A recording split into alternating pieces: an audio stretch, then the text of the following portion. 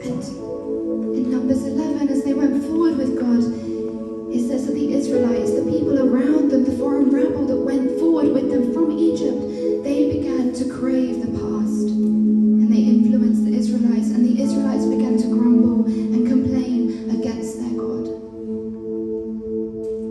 And then God showed me how it compares to the story of Joshua in the Battle of Jericho. Because if you look at Joshua 6, first the Israelites sanctified themselves before God. And then the commander of the army of the living God revealed himself to Joshua, and they went out into battle.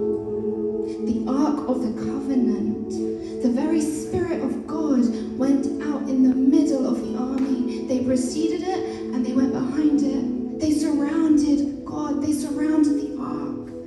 God went forward in their midst, and they were commanded not to make a sound. Do not shout, do not even talk, Joshua commanded, not a single word until I say. God quieted their voice because I believe God was showing them, you do not need to talk. You do not need to cry out. I am your God. I fight your battle. I go before you. In the center of you, I am with you, and I will lead you. I will guide you. I will protect you. You do not need to speak, not even a word, for I am your God. I believe this was an army where they went forth with peace. The still small voice that Elijah heard on Mount Sinai is the same small voice, still gentle, that guided those Israelites into a tremendous victory. A voice of peace that surpasses all understanding. A voice of peace that guides us and guards our minds and our hearts.